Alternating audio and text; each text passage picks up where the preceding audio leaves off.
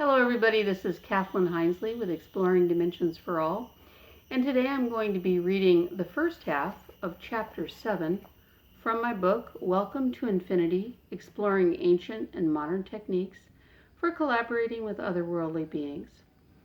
And Chapter 7 is entitled Journey of 1,000 Drumbeats, and it covers a shamanic experience that I had several years ago when I attended a journeying class. I recommend that everybody try it. It's really, really interesting. And this talks about that, and then it also talks more about shamanism. All right, here we go. An upsurge of interest in native religions has recently led to experimentation with ancient methods of traveling to other realms. Journeying classes in modern cities now offer participants a chance to meet with spirits in other dimensions with the aid of primitive drum rhythms long utilized by shamans and tribal societies.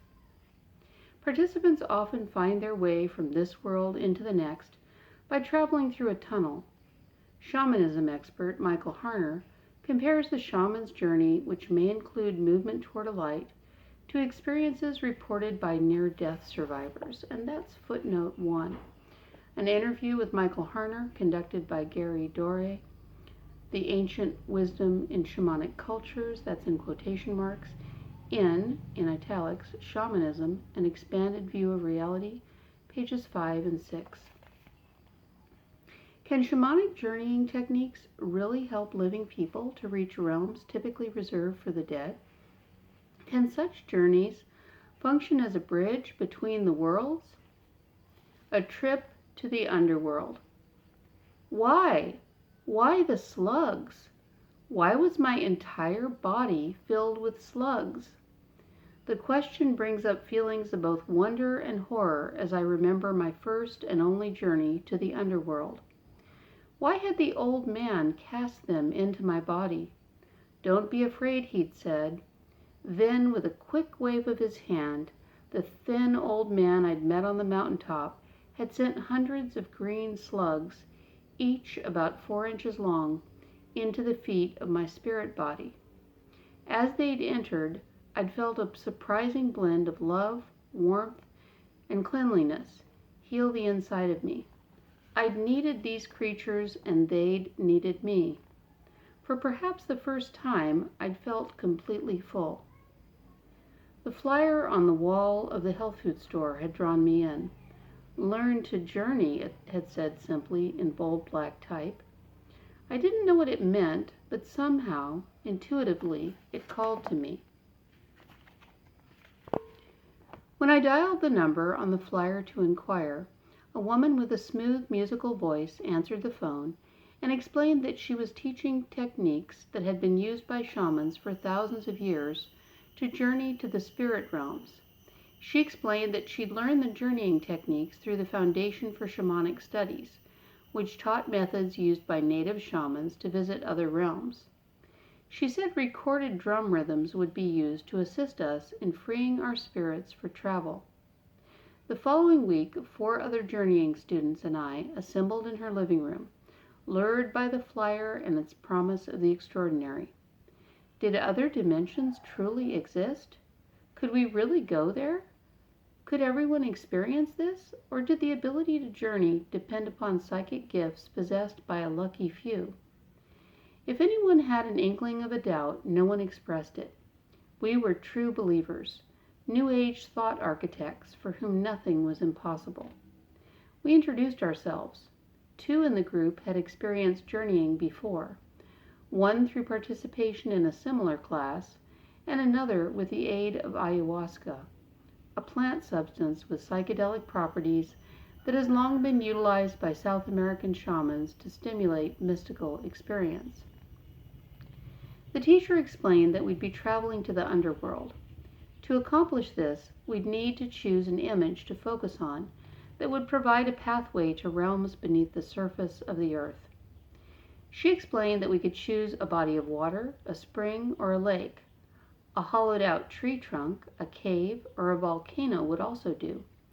She advised us to choose a place we could easily visualize. Our spirits would go to this place and enter it. We'd find ourselves drawn into a tunnel and come out the other side onto a landscape in the underworld. When you descend into this place, the teacher explained, you'll see a hole or a tunnel. Go into it. You may feel pulled in, and the tunnel may twist or bend. There may be ridges or smooth walls, and the speed may vary. Don't worry, just keep going. If you feel blocked or stopped, go back up and begin again. The sound will carry you through. While you're traveling through the tunnel, the beat will sound like this. She played a sample section of the tape with a medium fast beat. When you come out, you'll be in another land. It may be urban or rural. You may see creatures there. Be on the lookout for animals of any kind. One of them may be your totem animal, your guide through the underworld. When it's time to come back, she continued, you'll hear a beat like this. She played a portion of the tape with a drum beat that was fast and loud. The rhythm produced a sense of urgency and made one feel the need to run. That one makes me feel afraid, said one of the participants, a young woman with long blonde hair and wide blue eyes. It makes me feel anxious. Don't worry, the instructor said. It will awaken you. The sound will carry you back up through the tunnel and into the middle world again. I thought for a bit and then decided to visualize a special patch of beach at the edge of San Francisco that led to the Pacific Ocean. The rocks there had once been home to the famous Sutro bathhouse. In the 1920s and 30s, San Franciscans of all ages had swum there in warm indoor pools by the edge of the ocean. The place held special allure for me. As a child, I'd often stared up at a poster of the old bathhouse that was displayed on the wall of a neighborhood sandwich shop, while adults around me talked aimlessly about taxes, cars, real estate, and insurance. The poster on the wall transported me to another time and place. I wondered what it had been like to swim there in the warm water, next to the cold sea. I wondered what it had felt like to wear those strange, old-fashioned bathing suits. In the midst of all that water, the bathhouse had been destroyed by fire. It was the one place on earth I could think of that represented a perfect blend of heat and cold, old and new, imagination and mystery, the perfect starting point for my adventure. I chose to lie down on the couch. It looked comfortable and relaxing, and I needed all the help I could get. Soon my thoughts began to spin. What if this isn't real? I wondered. What if it is real, and I get lost in another realm somewhere? What if I become possessed or come back crazy? No, the worst that could happen, I reasoned, was the likely realization that I'd wasted my money. Consoled somewhat, I tried to relax by watching my breath. Perhaps if I just relaxed and let the visions come to me. The teacher dimmed the lights and turned on the drumming tape, saying nothing more, trusting we'd remember the instructions she'd given us and find our way to the underworld. I closed my eyes, stood on a rock, jumped into the ocean, and continued to worry. What if nothing happened? What if there was no tunnel? What would I say to the others? Before I could begin to search for answers, I felt the sound of the drum beats pull me down with a kind of twisting, turning suction. I felt like I was being propelled through space, like a passenger on a train. But this train, this tunnel train, was electric. It would twist and turn and bend. I went quickly at first and then slower. The tunnel changed its character, too. Sometimes it was a smooth, chocolate-colored, velvety slide. Then just as quickly, it would turn into a steep, downward path inside a cave with rocky sides. In the cave portion, I saw American Indians pass me, wearing headdresses and ceremonial body paints. Wasn't this my tunnel? My personal pathway? Something I'd created within my own mind? How could there be other people here?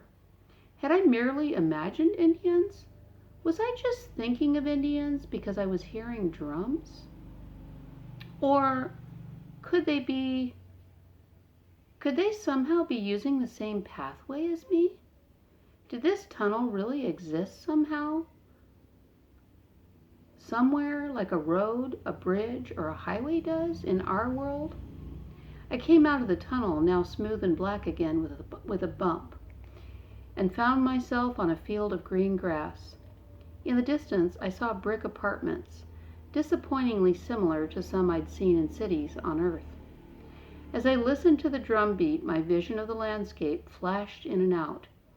I'd felt the soft cushions under my back and find my awareness being drawn back to the California living room. Sorry, that should be, I'd feel the soft cushions under my back and find my awareness being drawn back to the California living room.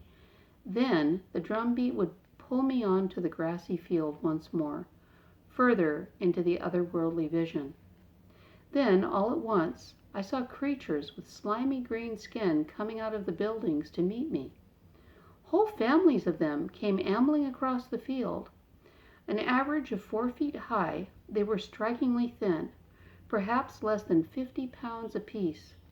Their bodies seemed to be composed of a kind of green gel, the consistency of mucus, and yet they could walk and dance. They took my hands and formed a circle. Together we danced clockwise and then counterclockwise in rhythm with the drum beat. My eyelids kept fluttering, bringing me alternate visions of the room in California and the creatures I was dancing with. I struggled to keep my attention on the drum beat, the magical sound that had brought me there. Suddenly, I found myself flying through space above a valley with mountains in between. That's when I saw him, the old man, the man who cast the slugs into me with his hands.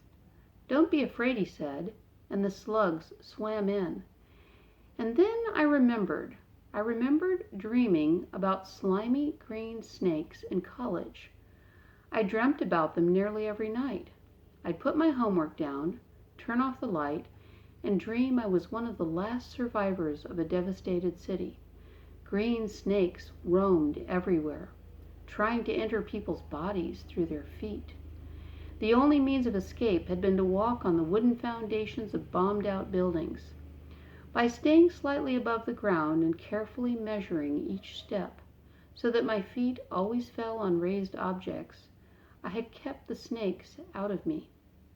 Had the snakes in my college dreams really been slugs? Had they been trying to transmit a message from the underworld? "Don't be afraid," the old man had said as he cast hundreds of slugs into the soles of my feet.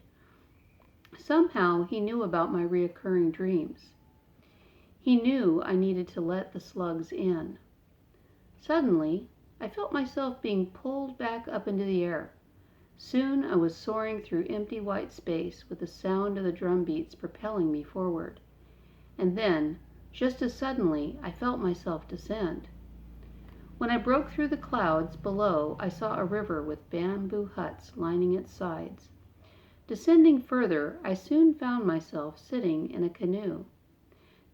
It was traveling along the river to my next destination. As I approached yet another hut along the right side of the river, I watched as a dark-skinned man with long salt and pepper hair and an unkempt beard walked out of the hut towards the bank of the river. He beckoned me to stop and enter his home. As soon as he had done this, the boat I was riding in turned and alighted itself on the riverbank in front of him. Without thinking, I followed the man into his hut. Inside, I was surprised to find a well-decorated living room. The style of decor reminded me of the homes of American expatriates I'd seen in China and Egypt. The walls were lined with reed bookshelves used to house pottery and sculptures with tribal designs. He motioned me to sit in a bamboo chair and began to speak to me in English that was so garbled I could barely make it out. His speech sounded like a blend of Jamaican English mixed with the syntax of an African dialect. "We've a-waitin' for you, Ben. Sittin' down here lookin' at this," he said, as he handed me a book clumsily bound with twine cords. He motioned me to open it and continued to mumble, "Long time gettin' here, choose you." I could no longer make out what he was saying, but instinctively felt exposed and afraid. I opened the cover of the book slowly and read the words on the first page. A single sentence read, "You are dead." All right, well, I think that's an exciting place to stop. So what I'll do is I'll record the second part of this shortly so that you can watch it in 2 pieces. That'll also help me upload. All right, if you liked this section, please give it a thumbs up. Please subscribe if you haven't already. And thank you for joining me. Take care.